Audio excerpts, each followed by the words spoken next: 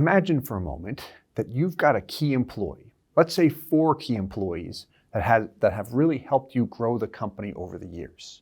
They make your life extremely easy. They resolve many internal problems that arise at the company. Your customers thoroughly enjoy working with them. And if they were to leave the company, or if your competition was to come and snatch them up, it would cause a lot of additional work for you. The company may suffer a little bit, profits may go down, and you'll have to really put a lot of time in to cover the responsibilities that they have and find a replacement. So what strategies are used by corporations today and have been used for a long time to lock in that top talent? How do I prevent some of my best people from leaving the company? Have you ever wondered that as a business owner? Because many business owners do, especially when you start to grow and get to that next level, when you finally find people that can take care of the responsibilities that you used to do forever, and they treat it as if it were their own. How do you retain them, but then also reward them on the back end? Well, imagine if you could say to them, I'm going to promise you, Mr. Employee, that if you stay with me until age 65 for the next 10 years, whatever period you make up from a time standpoint, I will promise that I will pay you a $50,000 per year benefit, a retirement benefit. It's guaranteed.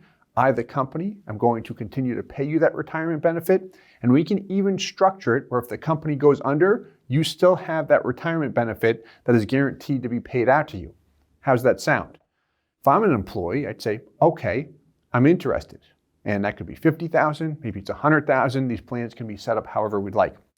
How this model works, we covered this in an earlier video, which is on the link above, but basically it's referred to as a SERP, a supplemental executive retirement plan, where a company owns a number of life insurance policies, typically on a number of executives. The company funds the policies with premium and PUA payments. There's high cash value right out of the gates with these products that the company has access to anytime. We're going to go through exactly how they access the cash value in today's video. And then we've got a death benefit that is payable to the company. So what we're going to look at today is what is referred to as a defined benefit plan.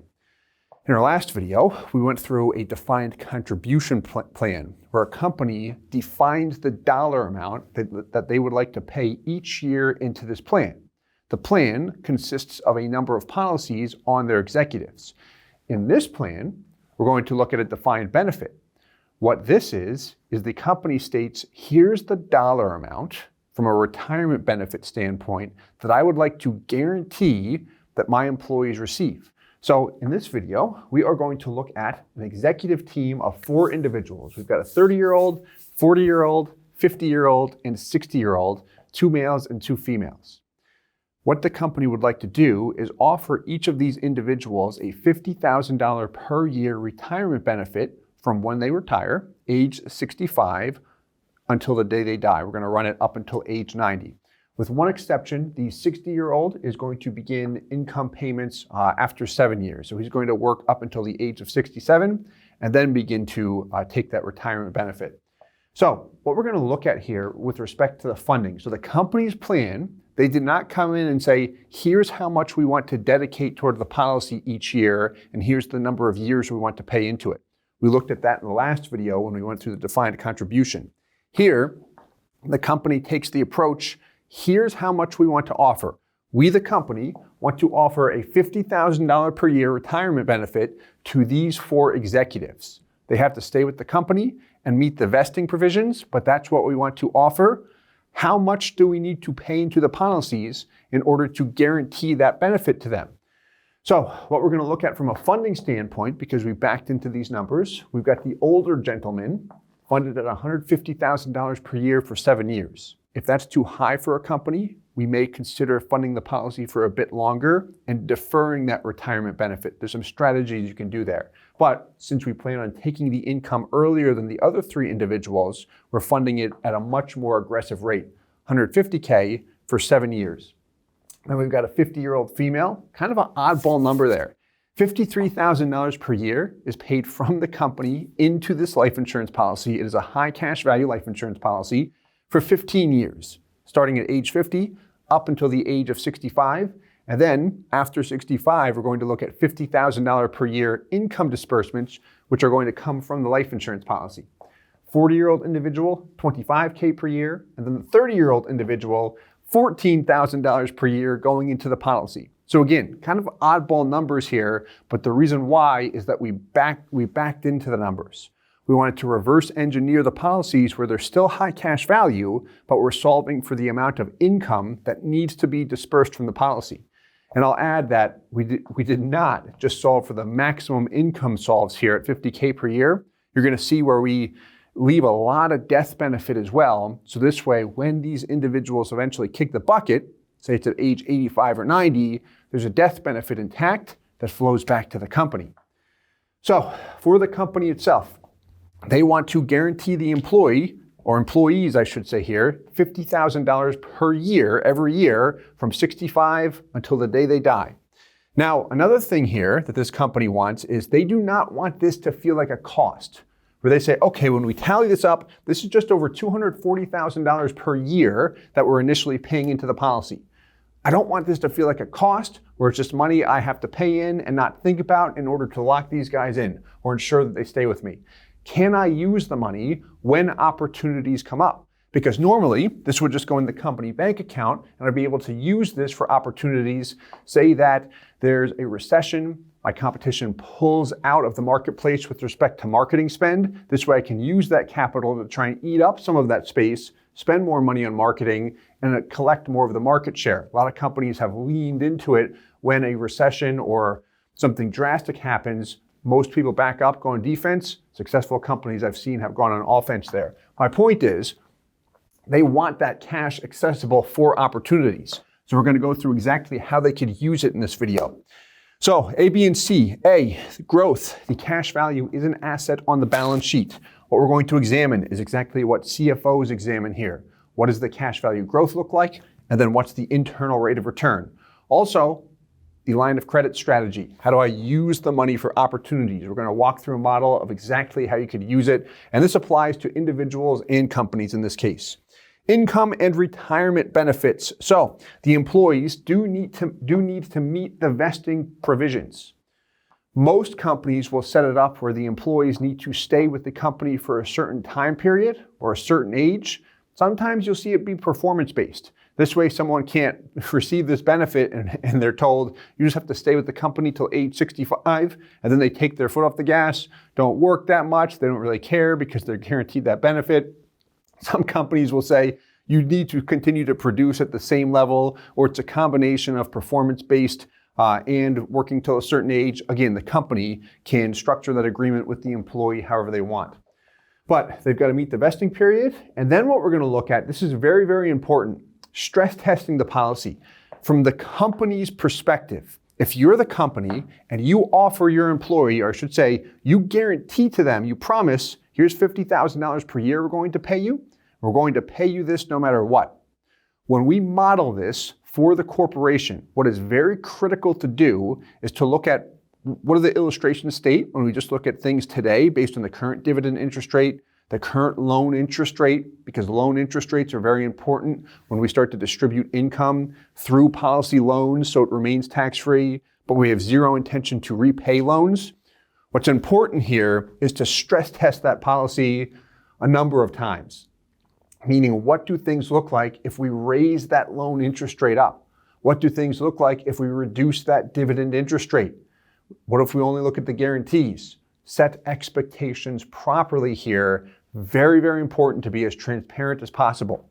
So we are going to stress test the policy. We'll walk through exactly how that works and what it looks like. And then the death benefit and cost recovery.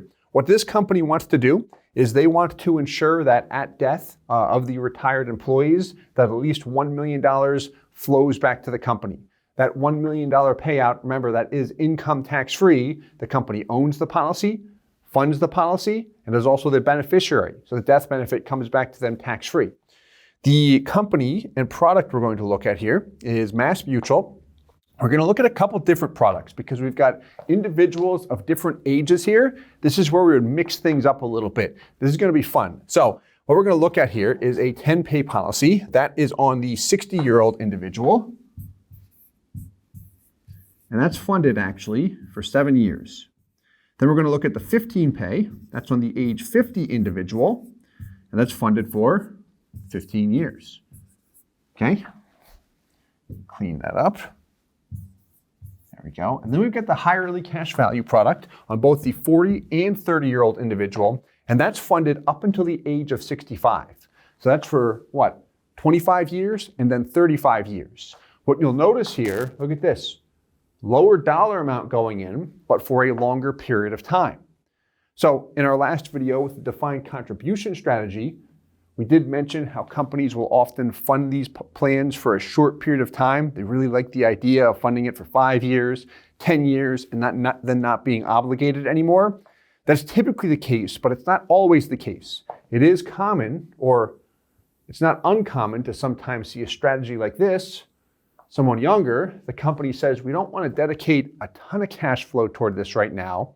If we can guarantee a $50,000 retirement benefit by funding the policy at $14,000 or $15,000 per year for the next 35 years, we're interested in that. So it's an option to consider as we look at the different strategies. Here, we've got the design 10/90 split. So what that means is of the cash flow going into the policy, if we've got a total, it's about $240K per year initially. Remember, the 60-year-old individual, we're funding that policy only for 7 years. So the funding drops significantly after that funding teeters off, because that was $150K per year for the older individual. But initially, $240K. What that means is of the payments here, $24,000, the minimum commitment, is allocated toward the premium. We do have a term rider, so it's technically a little bit more than that. Maybe it's around $27,000 to $28,000. And then everything else is plowed into the PUA component, hyper growing that cash value. Remember, the PUA rider is the fastest means to accelerate the upfront cash value and long-term cash value, particularly when you look at the guarantees and actual performance, not just illustrations, which is what we're going to look at shortly. But as we look at this, what we're doing is stretching the policy or maximizing the limits that are offered by the insurance company. In this particular case, Mass Mutual, whatever our total payment is per policy, they will allow that minimum premium to be a minimum of 10%. And you'll see the MEC limits on these guys as well. This will be fun. So let's take a look here. First thing is first. What do companies look at here? A, growth. Asset on the balance sheet. So when we look at the values combined here, let's do this. Got income on the far right. Let's just look at the growth initially. Here's the executive team. We've got 4 individuals, 30, 40, 50, and a 60-year-old. 242 for 7 years. Then what do you notice? The funding drops to 92, and they fund it for a long period of time. We're going to walk through each individual policy here. But when we look at the actual value, so let's do something real quick. We see the internal rate of return, but what's important here is to include another very important column that companies appreciate. Everyone appreciates, companies and individuals, which is our net CV, which stands for cash value growth. So what this guy looks like here, first year cash value. There we go. Next year cash value. I always want to factor in the actual payment I make as well. So when are the worst 2 years of a life insurance policy? If we go back to that policy design whiteboard, you'll see that it's the first and second year. The premium dollars typically do not show up in cash value in the first and second year. With traditional products, with a high early cash value policy, you'll get 80% right off the bat, but still, the heaviest expenses with life insurance policies are typically in the early years, first and second year. So my point here is why we see negative growth in the first 2 years is a result of that underlying premium. So as we look at this guy, what do you notice here? And this is the overall plan. These are the combined 4 policies we've got here. We're going to look at the individual policies here shortly, but this is the combined policies. And this is similar to the flow chart. This is very simple, but it's similar to the flow chart that the CFO would examine, or CEO, if he or she's the numbers individual. Year 1, 242 goes in. There's your cash value. There's your collective death benefit among all 4 policies. Annual internal rate of return, negative 12.5%.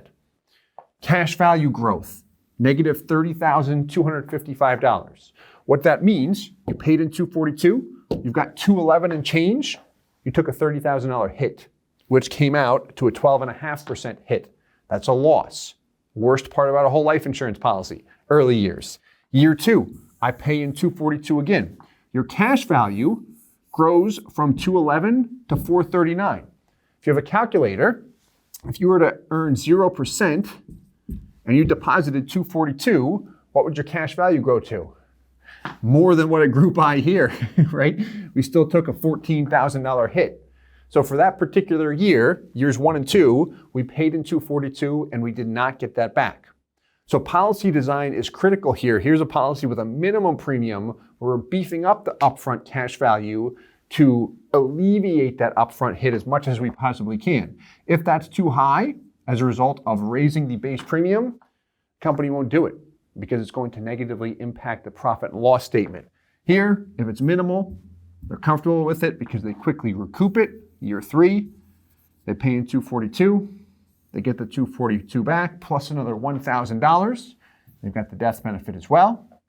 Breaking even between years 5 and 6 on all of the policies combined. We'll look at all of them individually as well. And then they continue to feed the beast. There's the cash value growth. There's the annualized internal rate of return. The annual IRR simply isolates what you are growing by year in and year out.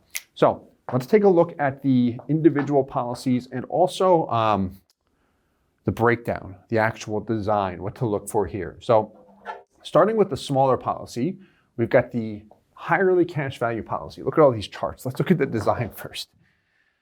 All right, so age 30 male. There we go. Where is the money going? So $14K per year going in, annual net outlay. Funding up until age 65. So the company's making these payments for a long period of time. They're not required to pay into it that long. However, this was planned to guarantee $50,000 per year in a retirement benefit. So if we decide to adjust the funding and we've made that promise of $50K benefit to our employee, we want to make sure that we're still able to do that, whether it comes from another source or not. The cash value product is a great vehicle to distribute the funds from, but they don't have to come from there. But my point is, we do not have to fund it that long, or we can adjust funding as well. So here is your minimum premium, $1,400. You've got a term rider attached as well, which is actually less than $600 in the cost, then plowing everything else into PUAs. There's your cash value, 12.8, almost 12.9 right off the bat. And there's your death benefit. What we did, since this is a longer funding period, overinflate the MEC limit a little bit. We're paying in $14K per year. MEC limit's about $17K. You could shrink that down, but just when we stress test policies, if we're funding for a long period of time, it's best to build in a little bit of space. But there we go, funding it for a long duration, $14K per year. Same thing with the 40-year-old female. Funding it for 25 years, up until age 65. You'll notice they're all funded up until age 65. There's your minimum premium. There's the total payment of $25K per year. Same thing. The 50-year-old female, here we go, $53K per year. There we go. 15 pay product. So we used a different policy here. MassMutual's 10 and 15 pay policies, they're limited pay products, are great options. Those two in particular have lower PUA fees. And because they're limited pay products, the internal rate of return long-term tends to be a bit stronger. They're nice options. In this particular case, where we're looking at how to maximize benefits, this was the option we looked at. And we've got the 60-year-old male. We don't have to go through every single one here. We just click on it quick. There we go.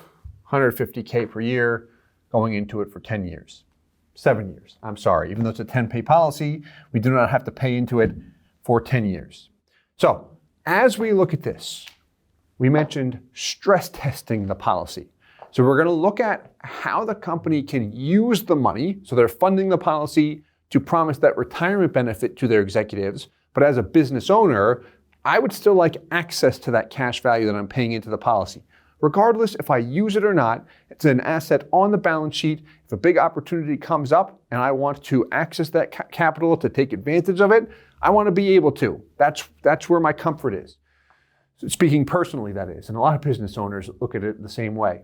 Before we look at leveraging the policy, the line of credit feature, here's the important thing to be aware of with the defined benefit plan. So if you say to your employees, I'm going to pay you a $50,000 benefit, maybe you're compensating them a ton and you say it's a $200,000 benefit, it's all numbers. But if it's $50K, here's what we want to look at. So we've got the growth model here. First, this is what's examined, the annual internal rate of return, also the average internal rate of return. When's my break even? Okay, year 5. That's when I'm in the black with the average IRR and continues to grow over time. But eventually, I'm going to want to take income from this. Loan rates. Here's the current rate with this product, 4%. This is a 30-year-old individual. By the time they're 65, that's 35 years from now. Where are interest rates going to be? I don't know. Who knows that far out? But are they going to stay at 4%? Could they be much higher? Could they be much lower? Sure. And we adjust as time passes regarding different models. But up front, look at different scenarios. So important to do that. So the income begins at age 65. So let's look at the income scenarios here. There we go. Perfect. So loan rate at 4% and then at 6%. Goal is to do what? This is your employee. Offer $50,000 per year in a benefit. Okay. Also, what was the other goal with the death benefit? How much do you want to get back? Well, first, let's look at how much you've paid in up until age 65, $14K per year, just about $500,000 you've paid into the policy. Because you, the business, you're funding it. Yes, you have access to the cash value, but you're striking that check every single year. Stroking the check, striking it. So 490 in, and then we begin to disperse the 50K per year. Pulled all of this directly from the illustrations. So at 4% on the loan interest rate, because eventually we're going to take loans in order to keep the disbursements tax-free. Remember, when we take those distributions from the life insurance policy, as the company, we own the product. When we take a loan, that is tax-free to the policy owner. Now, when we take that money, whether it's a loan or any source of money that we're paying to the retired executive, that is booked as a compensation expense in most cases and is therefore taxable to that former executive. So it does generate a compensation expense for the company. But when those loans are taken, there's loan interest that accrues that the company's not going to pay. They say, hey, just let the loan interest ride. So if that's the plan, when we look at retirement benefits coming from a life insurance policy, it's very important to look at conservative loan interest rates, look at conservative dividend rates as a company, but make sure your agent or the group you're working with is doing that more than anyone else, because it's important so we don't run into surprises down the road. So here is the $50K per year. And the company wanted what back? $1 million. That's the retirement, or that's the benefit they want to recover when the individual dies. So in this particular case, at age 85, we assume the income continued through 90, but at 85, there's 1.3 million left. Okay, age 85 is the expected mortality, right? When we're expected to die, just based on the average mortality tables. But 1.3, okay. So based on current loan rates, we're good. However, what if interest rates go up? Will that impact the policy? The answer is yes. We keep the 50K income disbursement the same, but when we look at age 85 here, look at that. By increasing the rate by 2%, we see about $200,000 difference there. That's why we want to stress test it. I do not want to push the envelope and assume the current scenario, based on current rates and current loan interest rates, current dividend rates and current loan interest rates, gives me exactly a $1 million death benefit. Because if I don't build in a little bit of a buffer there and things come down, dividends come down, loan interest rates go up, that's going to be less than the $1 million. So building in a buffer there gives me plenty of space. If the company says, hey, we want to make sure we've got $1 million by age 90, well, then I would make some additional tweaks to this model. More funding would be required. We've got to look at that stuff up front.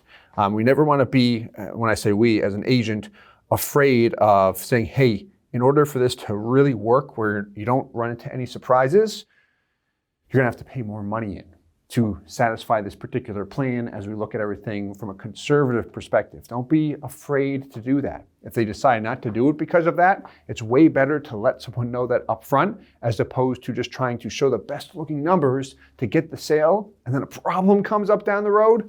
Not worth it ever, ever, ever. All right, so there's the 30-year-old individual, the different income models there. Pretty cool, right? The point of this, the purpose, is that higher loan interest rate assumption.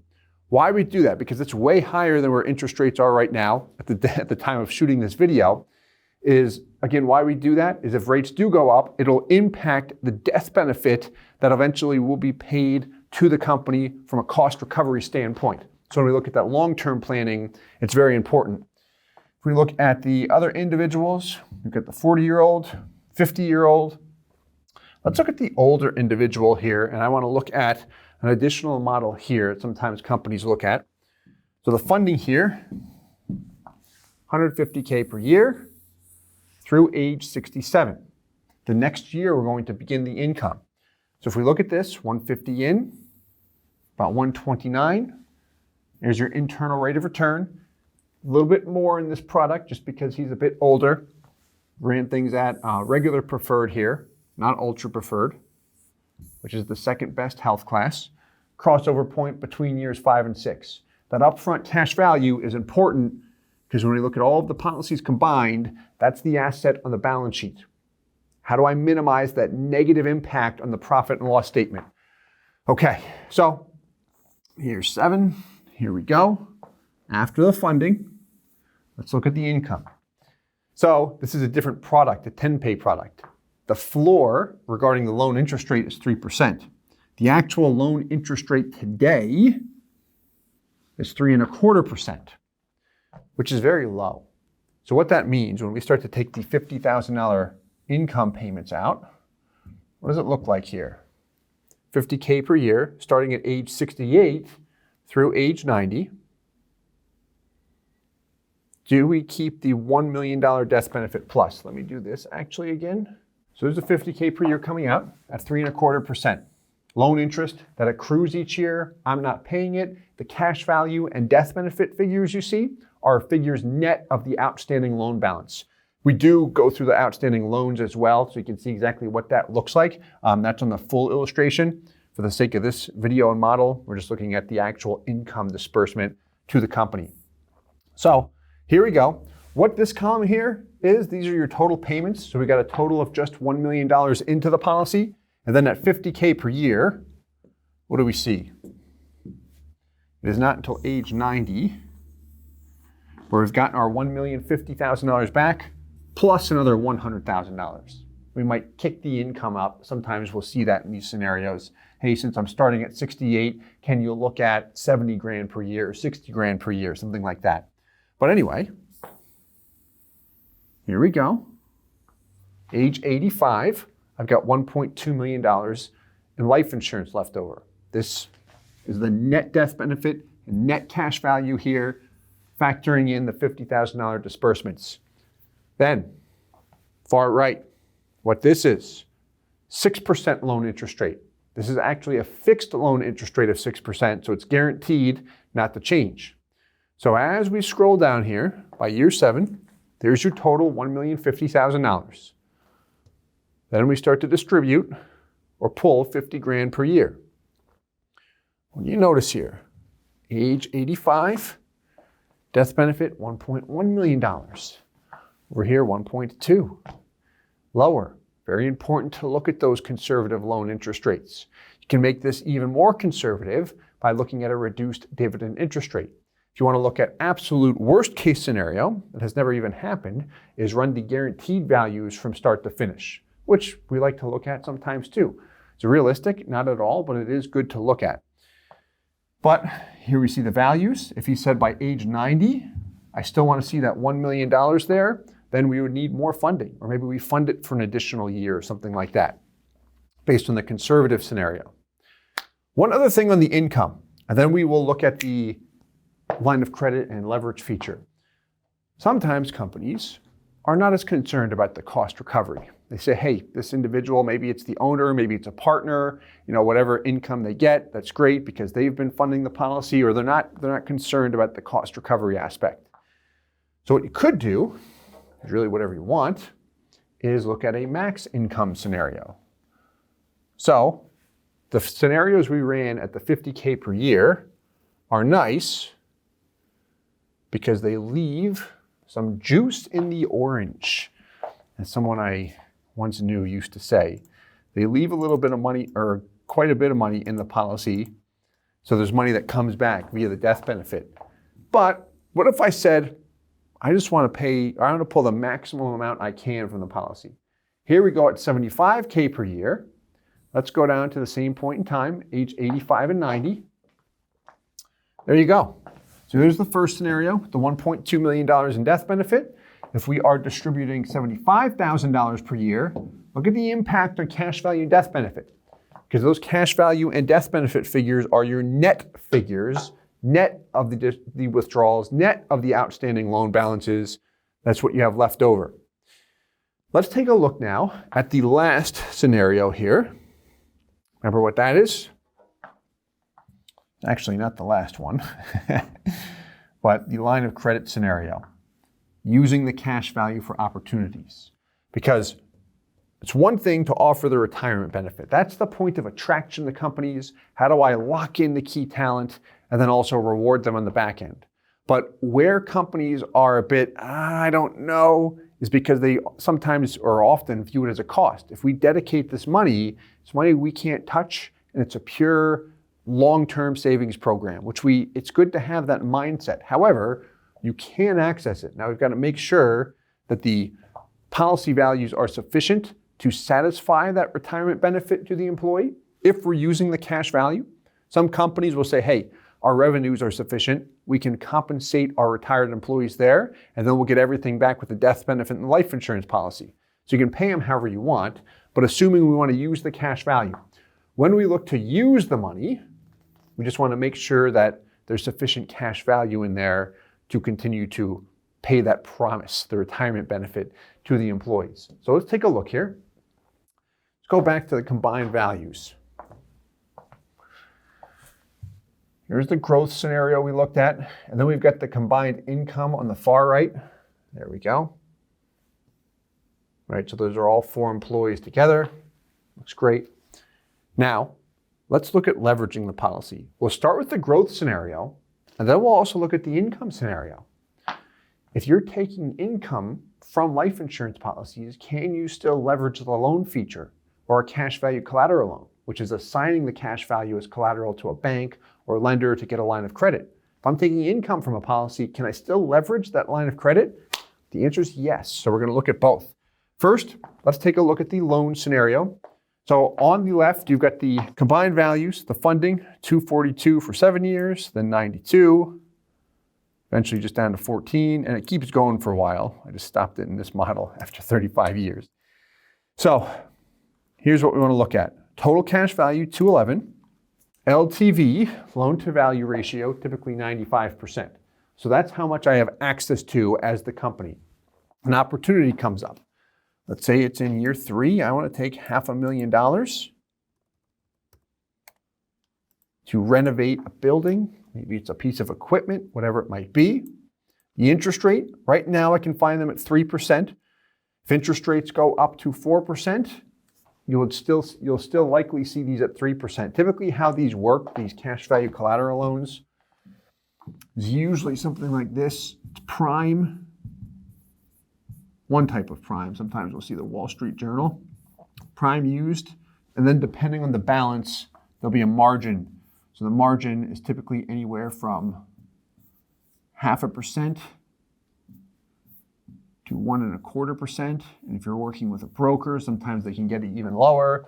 But my point is if interest rates went up to, let's say, 4.25%, prime that is, I would still have a 3% rate because I've got the 4.25% rate minus the 1.25% margin, which gives me a net rate of 3. In any event, we can adjust this each year, and often we do, just to give a quick overview of what things would look like. So as we look at this, $500K loan, if we make interest-only payments, $15K per year. Okay, that's great. Total interest payments over here are tallied up so the company can see exactly what they are paying in total interest expenses.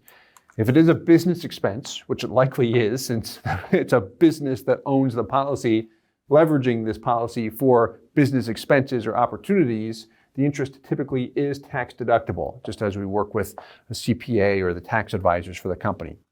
But when we pay it back here, let's assume we repay it, can pay it back however we want. We just do $50K per year. So what this means, we took out 500 grand. We paid back the 500,000. Here's the interest we paid each year. And there's your total interest amount, 82.5. And we can continue to model that however we'd like. But my point is we've got access to the capital based on our cash value for opportunities. Let's look at the loan scenario. Or I'm sorry, the income scenario. So here's the same model,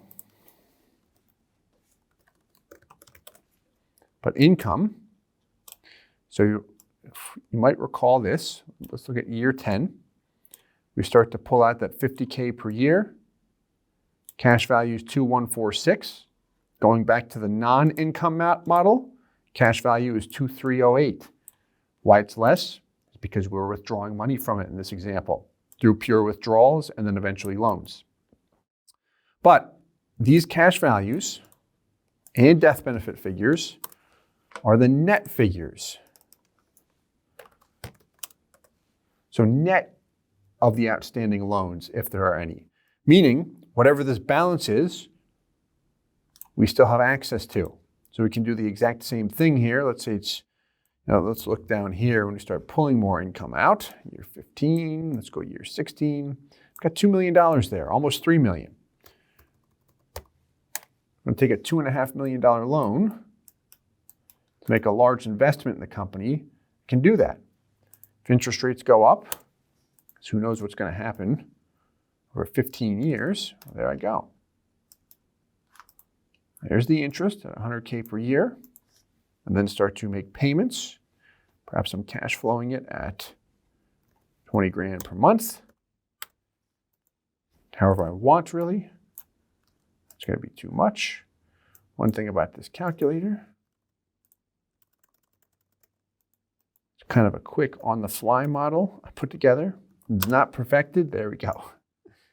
Requires some manual work. Any event, this is meant to demonstrate that we still have access to the capital.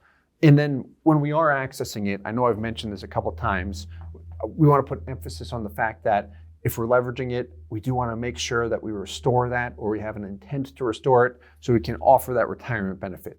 And if you said, hey, I can't repay it at the level that I thought I would, what's going to happen to my plan? Well, as long as we build in enough buffer, we can still offer the benefit. It may impact the cost recovery, right? That's the risk we run there. But again, it's awareness if we want to try and leverage things to the full with minimal risk. So I hope you enjoyed this video. In the last couple of videos regarding how corporations use cash value life insurance, I thoroughly enjoy this topic. It's something that I've done for a while and I could talk about it all day. In any event, if you did enjoy it, please hit the like button, subscribe for more, and as always, hope this helps. We'll talk to you soon. Hey guys, Steve Parisi here. If you enjoyed the content you just saw, please subscribe, like, and hit the notification bell for future videos. If you'd like more information or to see some custom policies for yourself, feel free to call or email our offices at the contact information below.